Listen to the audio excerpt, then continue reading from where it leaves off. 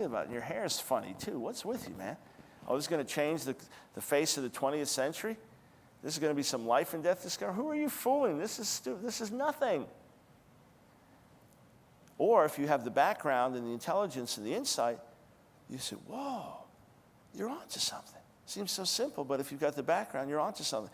If you want to treat Paul as an ignoramus, as an idiot, and he didn't know what he was doing, and I think it says, oh, did it say? I'll just write it down. I'll just change what's written in the, I wrote it wrong, so I'll just go and change what's written in the Bible. Then get everybody out everywhere to change what's written in the Bible. We'll just adjust the whole thing and hope they won't look it up. Or is this the guy whose writings are studied by the greatest scholars in the world and have been for centuries and centuries and centuries to try to plumb the depths of what he was actually saying, what he was actually after? You know, if you are a traditional Jew, you grow up studying Rashi. You begin reading the Torah with Rashi's commentary on the Torah, the most fundamental commentary, but not always easy to understand. And if you don't give him enough credit, you look at it and you say, what a simple comment. Anybody would know that. But then you have commentaries on Rashi and commentaries on the commentaries. A recent series of books just came out for each of the 5 books of Moses in English called What's Bothering Rashi? Because that's the question you'd always ask. Okay, what's bothering him? Or how come he didn't comment on this verse at all? Or, okay, he said this, it seems so self-evident. Why was he actually saying that? Because they attribute great genius and insight to Rashi. And now when you dig a little further and dig a little further and dig a little further, you come up with answers. Trust me, the answers are far more ingenious than anything I've said so far about Paul. When I was a kid, I got a little interested in chess. Never even read a chess book, but was just played chess with one friend and got into it a little bit. And at that time, Boris Spassky was the champion, the Russian champion, and he was being challenged by Bobby Fischer. To our dear Russian brother here, sorry, Bobby Fischer won.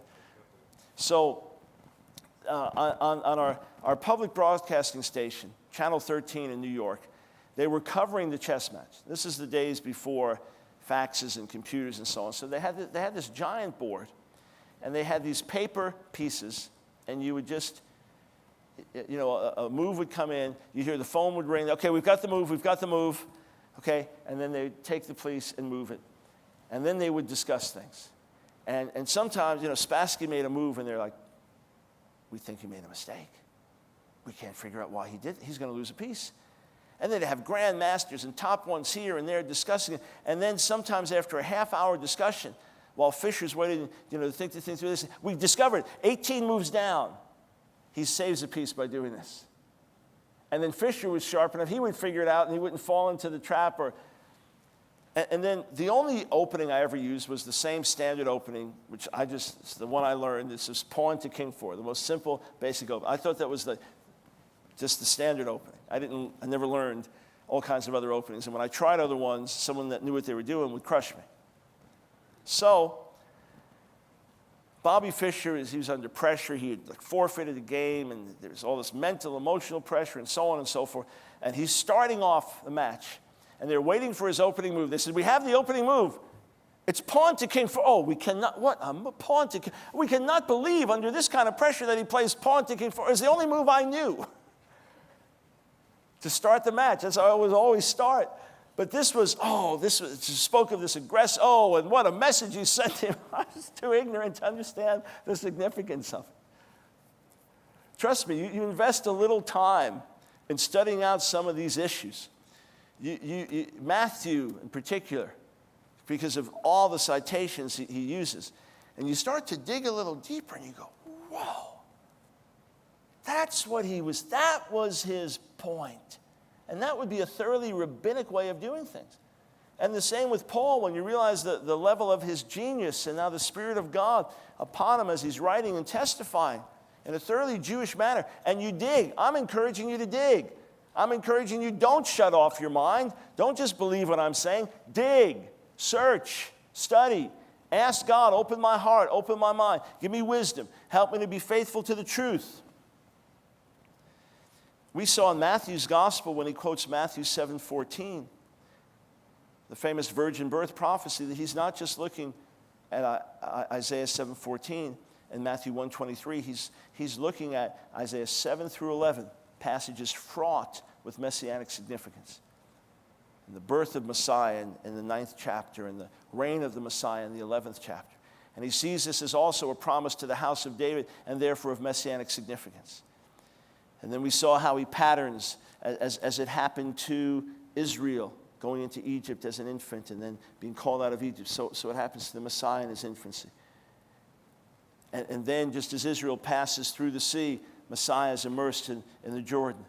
Or it could refer to their passage through the Jordan, but chronologically, they pass through the sea on their way into the wilderness. Messiah also passes through the waters. And then the 40 years of testing in the wilderness, equivalent to the 40 days of testing in the wilderness. And then the children of Israel, where do they receive the law? At the mountain, the foot of the mountain, Mount Sinai. Where does Yeshua go and teach his Torah? On the mountain, the Sermon on the Mount. We see these parallels. And again, as it unfolds, you think, whoa, look at this. Look at this. I was dealing with a passage in Matthew 27. Matthew 27. That is considered to be one of the more difficult sections and quotations. And I have to be honest, because I had never really studied this through to my satisfaction. When I was working on this text, I had some genuine questions before the Lord that I needed answered.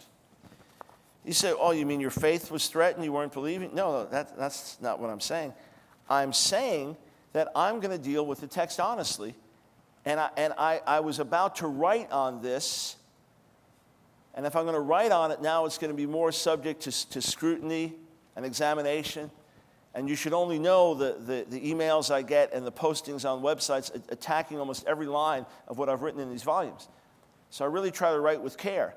And I'm pleased to say that after 900 pages of writing, we've only had to make just a couple. Yeah, could have said that better. Okay, cited this rabbi, but in the context, shouldn't have been 2 or 3 minor things. In fact, one anti-missionary was going after me. I just wrote him a friendly letter because we can have fun a little bit by email. I said to him, hey, look, there are more errors in the article you sent me than in my first 900 pages. But I was asking questions. Oh, okay. What about this verse? I just want to flip to the section where I have it in volume 4. What about Matthew 27, especially verses 9 and 10? How do we explain that?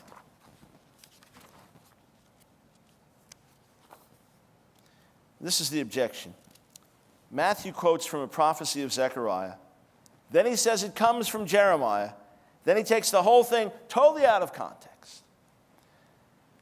I had this on my mind so much one night, because I was about to write on it, that I had a sleepless night. Okay, how do I answer this fairly and rightly with integrity before God? I fear God, I love him, I don't want to misrepresent him. I've never looked for a cheap answer in anything I've done thus far.